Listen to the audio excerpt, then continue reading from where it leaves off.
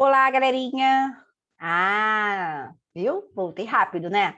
Então, estão lembrados do que eu falei na aula passada, quando a gente corrigiu o conto de mistério, que a gente tinha dado, né, andamento aí, a revisão do que nós vimos na apostila 3. Opa, caiu meu fone. E aí, essa parte que nós vamos ver hoje, né, vamos fazer um pouquinho de entrevista, um pouquinho de resenha, ok? Vamos falar um pouquinho de cada conceito que está aí na nossa apostila 3, só para a gente poder fechar esses conceitos e aí sim partimos para o último conceito da apostila, tá bom? Então, vamos lá. O melhor, último conceito não, né? Acabou, apostila 4. Então, vamos ver então, de que se trata esse texto aqui, para a gente poder responder, lembrando que nós temos das duas coisas. Temos aí a resenha e temos a entrevista para trabalhar, tá? Então, vamos ler exatamente do que se trata esta primeira aqui, que fala assim: a Paraipolis lança em breve ABCD é Espaço, o ABC poético dedicado ao universo. Os mesmos autores da Abecedinos, o cientista Luiz Eduardo Anelli, a livreira Celina do Bernumli e a ilustradora Graziella Mata, alçam o olhar para o infinito e o além, e fazem verso com as distâncias entre as estrelas e os mistérios da criação. Neste novo abecedário poético, o leitor entrará em contato com a graça da poesia e a magia da ciência, a beleza do universo e o tamanho de nosso desconhecimento a respeito dele. Além de textos informativos, o livro traz, ao final, uma breve linha do tempo, em que você pode imaginar a idade do universo desde o Big Bang. Minha primeira lembrança de criança sobre o espaço é de astronautas pulando da superfície lunar. Que delícia aquilo devia ser. Também penso na Laika, a cachorrinha que antes dos astronautas já tinha viajado numa nave espacial. Me disseram para não contar estrelas para que não nascessem verrugas em meus dedos. Mas hoje sei que isso é pura lorota. Gente, eu escutei tanto isso também. Vocês já escutaram isso? Que não pode ficar contando para o céu, né? Apontando para o céu e contando as estrelas que nascem verruga nos dedos. Gente, eu ouvi muito isso. Para escrever este livro, vesti meu traje espacial, embarquei na astronave da imaginação e pilotei pelo espaço sideral até alcançar o planeta Infância. Foi nesse lugar que, anos atrás, encontrei Luiz Eduardo Anelli pela primeira vez. E é para lá que voltamos quando fazemos nossos livros. Escrevemos sobre as coisas que amamos e que habitam um sistema interplanetário que construímos juntos. Quando não estou em minha nave, cuido de uma linda livraria chamada Panapaná, repleta de livros para crianças. Ou apresento o Era Uma Vez, um programa de rádio em que entrevisto pessoas que também gostam de ler e escrever. Este é meu segundo livro pela editora Peripolis e o sétimo de minha carreira como escritora. Como você acha que o homem deve olhar para o universo? Acho que o homem deve olhar para o universo com liberdade. Liberdade para contemplar, para pesquisar, para sentir alegria ou melancolia, para pensar mistérios, inventar histórias e fazer poesia. Quais os aprendizados mais admiráveis que o céu pode nos proporcionar? Não sei dizer. Ainda preciso aprender mais para responder a esta pergunta, mas acho que o céu pode proporcionar muita curiosidade. Gente, esse tracinho aí no curiosidade tá errado. Acho que foi na hora, né, que eu passei para o slide. É junto, hein? Muita curiosidade e vontade de fazer perguntas e correr atrás das respostas para elas. Por que o céu é azul? E por que fica escuro quando anoitece? Quem faz a barulheira do trovão lá no céu? Por que o raio começa no céu e termina no chão? Por que você fez este livro? Porque amo ler livros, porque amo escrever livros, porque amo quem escreveu este livro comigo, porque amo a vida e todas as maravilhas que ela nos oferece, assim como o espaço infinito e seus mistérios. O que as crianças também podem aprender com o universo? O universo ensina que somos muito pouco, quase nada, que a vida é brevíssima, dura muito pouco, quase nada, que as maiores alegrias da vida custam pouco, quase nada. Quer ver? As estrelas brilhantes lá no céu são de graça. Os eclipses são de graça. A lua cheia como um balão iluminado é de graça. De todas as coisas do universo, qual a mais importante para você? Vou passar essa pergunta. Acho tudo legal e importante, mas quero dizer umas coisas de que eu não gosto. Pensar em morar em outro planeta em vez de arrumar o que não está bom por aqui. O lixo espacial flutuando por aí, que feio. Os astronautas jogarem cocô no espaço. Feio também. Qual o seu planeta preferido e por quê? Gosto de todos, mas escolho Vênus, na mitologia grega, Afrodite, que é a deusa que nos ensina a praticar a beleza e o amor. Reparou que todos os planetas do sistema solar têm nomes de deuses, com exceção da Terra? Muito bem, né? Então, nós percebemos aí que trata de uma entrevista, ok? E aí, onde nós temos perguntas e respostas, mas nós temos o início do texto, né, que fala um pouquinho dessa pessoa que está sendo entrevistada. Então, aqui na número 1, ele diz assim: o texto que você leu é uma entrevista, perfeito? Aí ele diz quem é o entrevistado e quem é o entrevistador. Então, vamos voltar aqui ao nosso iniciozinho do texto para a gente ver, né, quem é a pessoa que está sendo entrevistada. Aqui. A Paraipolis lança em breve ABCD Espaço, o ABCD Poético dedicado ao universo. Os mesmos autores da Abecedinos, o cientista Luiz Eduardo Anelli. A livreira Celina Mundermann e a ilustradora Graziela Mata alcançam o olhar para o infinito e o além. Então, né, a pessoa que está sendo entrevistada é essa livreira Celina Mundermann. Aí ele começa, né, começa a falar que neste novo abecedário poético, o leitor entrará em contato com a graça da poesia, além do texto de informação. Aí ele começa aqui, né? Minha primeira lembrança de criança, que é a Celina contando, né? Sobre o espaço de astronautas pulando na superfície lunar. Que delícia, aquilo deveria ser. Também penso na Laika, a cachorrinha, nos astronautas que viajavam numa nave espacial. Me disseram para não contar estrelas, por causa do negócio das verrugas, né? Aí ela continua, para escrever este livro, vesti um traje espacial. Aí ele fala, foi nesse lugar que anos atrás encontrei o Luiz pela primeira vez e voltamos aos nossos livros e escrevermos juntos, né? Então aqui é a Celina contando, né, tudo que, por onde ela começou a escrever, ok? Então, a pessoa entrevistada é a Celina. Quem é o entrevistador da história? Aqui, ó, a editora Pereipolis, né? Essa é a pessoa que está sendo, né, o nosso entrevistador, é a editora. Tem uma outra pergunta lá, vamos voltar aqui. Qual é o tema da entrevista? É o lançamento do quê? O que ela está lançando? Ela diz aqui, né?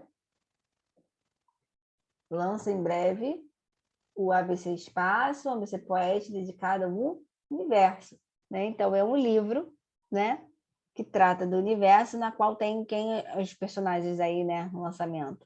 É a Celina e o Luiz, né? Que é o que ela conta aqui, que ambos, ó, foi nesse lugar que anos atrás encontrei o Luiz Eduardo, pela primeira vez, e para lá que voltamos quando fazemos nossos livros. Escrevemos sobre as coisas que amamos e que habitam o sistema interplanetário, e construímos juntos. Quando não estou em minha nave, cuido de uma linda livraria chamada Panapaná, repleta de livros para crianças, ou apresento para uma vez um programa de rádio que entrevista pessoas que também gostam de ler e escrever. Este é o meu segundo livro pela editora Peripólis e sétimo da minha carreira. Então, né, o tema da entrevista é o lançamento do livro da Celina e do Luiz, ok? Aqui eles começam, né? Ela pergunta por que você fez este livro, porque amo ler livros, porque amo escrever livros, porque amo quem escreveu este livro comigo. Quem escreveu o livro com ele, com ela? O Luiz Eduardo, né? Um gabarito.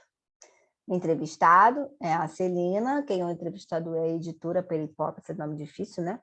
E o tema da entrevista é o lançamento do livro dos dois, da Celina e do Luiz. Vamos para a próxima questão.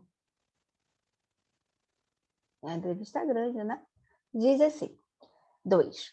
Na introdução do texto, anuncia-se o lançamento de uma obra pela editora Pericopes. Qual é essa obra?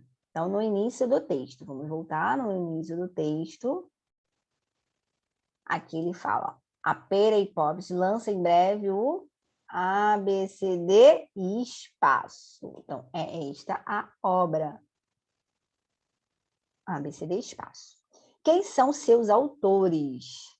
Bem, exatamente nós já vimos na questão anterior, né? Vai ser a Celina Vandermeulen e o Luiz, o cientista Luiz Eduardo Nelli. Os dois escreveram, né, o livro poético Tratado de Universo juntos. Então, Celina Vandermeulen e Luiz Eduardo Nelli são os autores do livro. Olha aí nosso gabarito. A obra ABCD Espaço e quem são os autores, a Celina e o Luiz Eduardo. Na próxima questão. 3, que fala assim. A segunda parte da matéria traz um texto em destaque. Aí ele pergunta assim, em que pessoa está escrito o texto? Então, vamos à segunda parte, vamos voltar na segunda parte e vamos ver. Ó, vamos começar aqui no iniciozinho, né? Aqui ele está falando da história, perfeito? Ó, continua falando, né?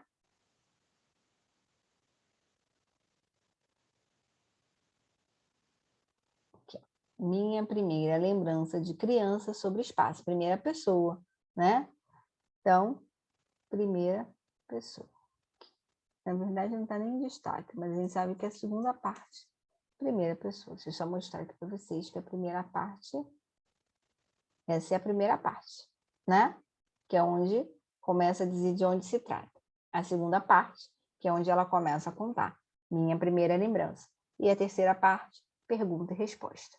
Ok? Primeira pessoa.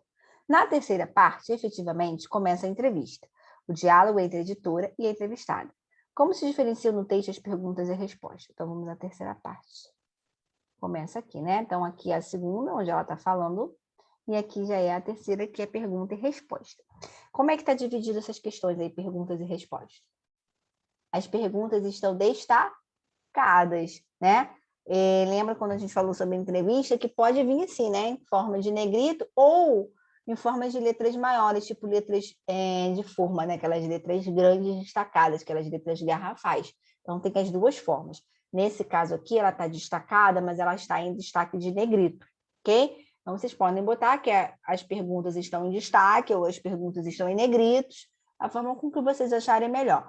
Eu só não enfatizo a parte do negrito, tá? Porque ela pode não vir em negrito, mas ela pode vir em letras garrafais, aquelas letras de formas maiores, tá? Ela pode vir assim as perguntas também. Então, ela se difere que as perguntas estão em negrito, elas estão destacadas das respostas, ok? Então, aqui nosso gabarito, a segunda parte é a primeira pessoa, e as perguntas se diferem, que as perguntas estão em negrito. Muito bem.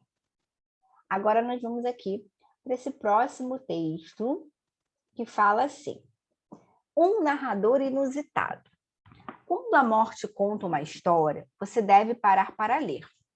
É esse o conselho que encontramos na contracapa de um dos mais comoventes romances sobre as dificuldades enfrentadas durante as perseguições instauradas no regime de Hitler. Estamos falando de A Menina que Roubava Livros, obra publicada pela editora Intrínseca e escrita pelo australiano Marcus Zunzak, quando tinha apenas 30 anos de idade. O livro figurou por semanas na lista dos romances infanto-juvenis mais vendidos no New York Times. Zunzak inova ao colocar a morte como narradora da difícil trajetória de Liesel, uma menina de 10 anos que é deixada pela mãe em uma pequena cidade no interior da Alemanha, quando o pai, comunista, é perseguido pelas tropas nazistas. Liesel se encontra com a morte 3 vezes e sai ilesa em todas as ocasiões, o que faz com que a macabra narradora se interesse por sua trajetória, admirando a coragem e a força da pequena protagonista, que luta para aprender a ler e escrever.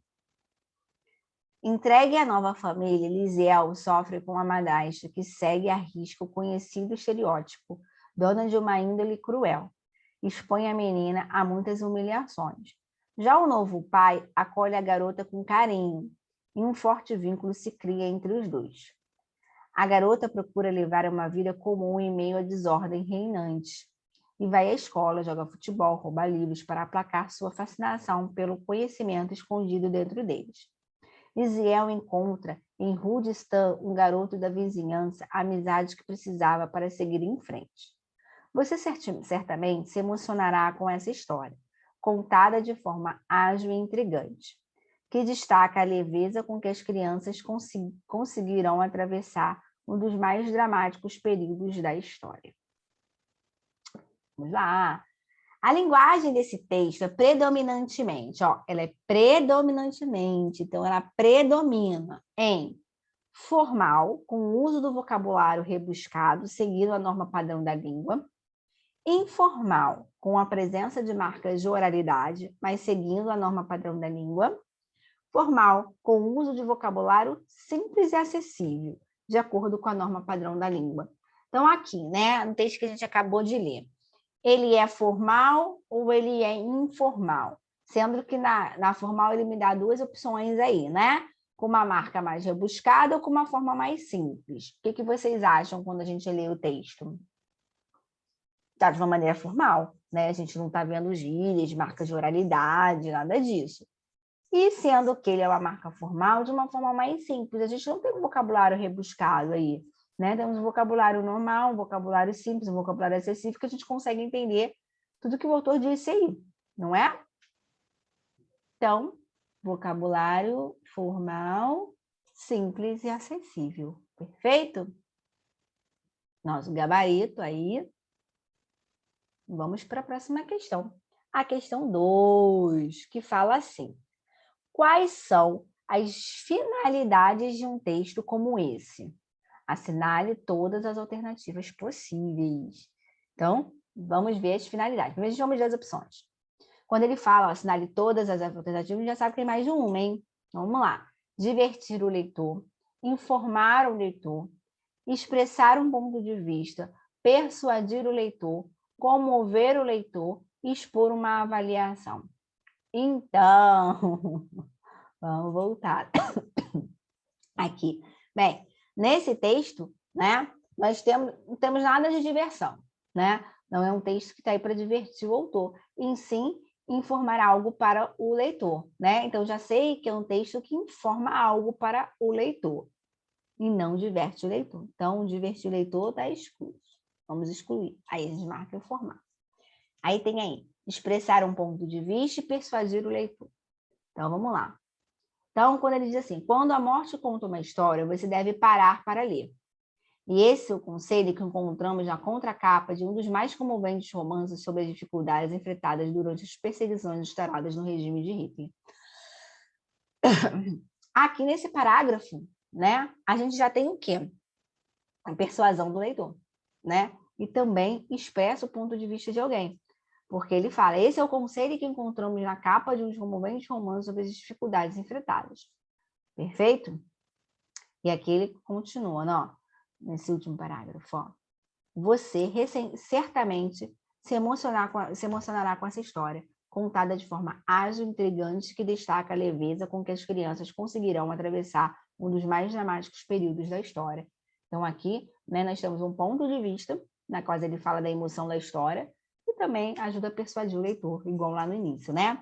Então, essas duas opções estão dentro da nossa história.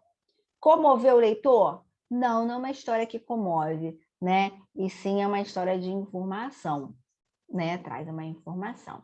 Expor uma avaliação? Podemos dizer que sim, quando ele fala aqui no final, né? Que de emocionar, uma história que emociona, uma história ágil, intrigante.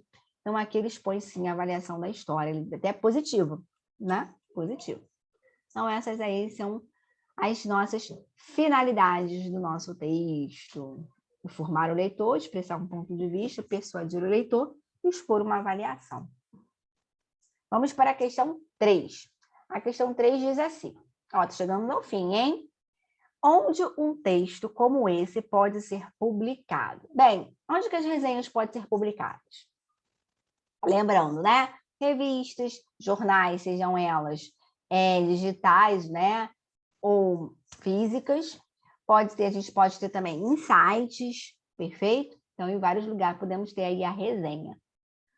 Na 4, qual seria o público-alvo desse texto? De textos como esse que nós acabamos de ler, né? Então, esse aqui é um texto, né, que pessoas que gostam de ler, né, ou pessoas que gostam de saber de história, né, ainda mais aqui quando fala de Hitler, né, a história da criança que foi deixada, né, no interior da Alemanha, e tanto que ele fala que é uma história emocionante. Então, histórias que geralmente as pessoas gostam mesmo de ler e eu se interessar por essa leitura aí, ainda mais que trata, né, de vivências aí da história.